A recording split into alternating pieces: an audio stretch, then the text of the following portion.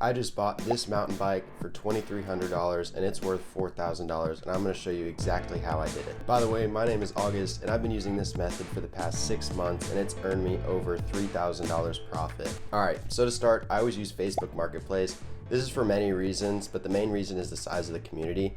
Later in this video, I'll teach you exactly how to make an ad to catch the community's attention and how to stand out. So once I'm on Marketplace, I usually set my search radius to about 20 miles. This just makes it so that I don't have to drive that far because there's so many good deals in my area, which is Austin. Along with this, I always put some tricks into the title of whenever I'm searching. So I'll search for need gone, garage sale, amazing deal. Just these small little words that you can throw into the title of the search usually can find you the better deals on Marketplace, and this has worked for me in the past. Also, typically whenever there's money to be made on a listing, it'll have crappy photos, it'll be lacking a lot of information, just like this transition is. But with all of these different things, you know that this bike can be a good steal and you can flip this bike for a profit. This is because you can see they put low effort in and they're probably just trying to clean out their garage. Within less than 5 minutes, a couple of weeks ago, I actually found this deal on Facebook Marketplace. Similarly, about a month ago, I found a very similar deal, which I actually ended up buying. So when I found this pivot, I simply just searched up mountain bike and put in some of those keywords that I talked about earlier, and I set the listing date to be within 24 hours just to make sure I see the most recent deals. This listing actually had a lot of good signs, such as a short description, low effort photos, and most importantly, a seller with a good rating.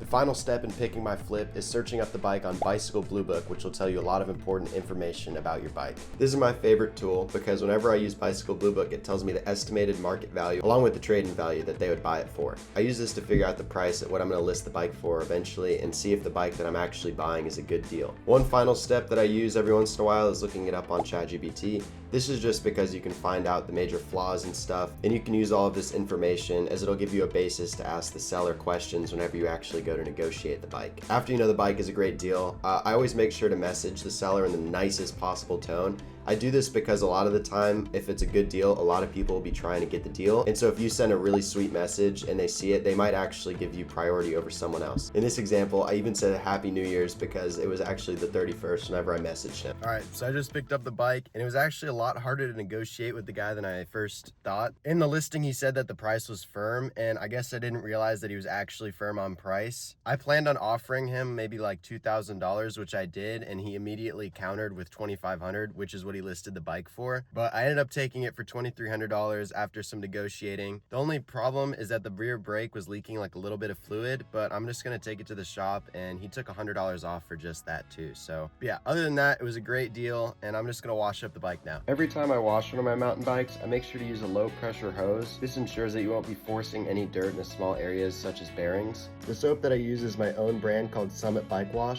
I use this all over the frame, including the brakes, and when I'm finally done with cleaning the bike, I make sure that I lubricate all of the suspension.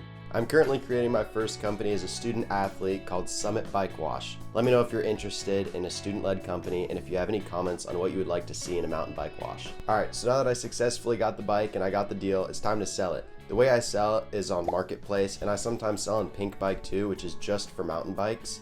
This is a site that has a huge community and makes it very easy to sell higher end bikes such as this one. When I'm taking my photos, I always make sure to get photos of the frame, the shifter, the brakes, the gears, the chain, and any other important bit that someone on Marketplace buying might want to see. I also always make sure to use all 10 photos that Marketplace allows me to have, as it makes the listing stand out. Once I get all of my photos, I make sure to create a detailed listing of the bike, and I don't go too in depth with all of the different bits and bobs, but I make sure to have all of the important information. I also always like to include a link to the original build. Typically a final sale takes me even less than a week, and I can usually profit maybe $500 depending on how much I put into the bike. So as I said in the start of the video, I picked up this pivot for $2,300 when it's worth around $4,000, which is a huge profit if I decide to sell. I recently picked up this Trek Slash, which I'm actually planning to sell instead. The reason I'm doing this is because I'm just trading up currently to get a better bike, and with this I can still profit a couple $1,000s. For this Trek Slash, I paid about $1,300 in total, and it took me about a total of maybe 30 minutes to drive and go get this bike. Along with that, it took me about an hour of searching on Marketplace, and it took me about 15 minutes of actually talking with the seller. So in total with this Trek, I'm able to profit about $1,500, give or take, depending on what I list it at. I'm most likely going to keep this pivot, as it's about the same amount of profit compared to this Trek, and the pivot is overall just a better bike. but this seriously works with anything. Flipping bikes is just one simple way to make a bunch of money because so many people list them so fast just to get them out of their garage or clean up some space. But I've found that you can seriously list anything. Cars, bikes, surfboards, literally anything you want on Marketplace you can probably make a profit on because people are trying to get them out of their garage and clean up space. I probably profited about $1,000 to $1,500 depending on what this Trek sells for, and plus this new bike that I just picked up, it'll probably profit me about $1,500 if I decide to sell, which I probably will do in the next video whenever I flip to something even better.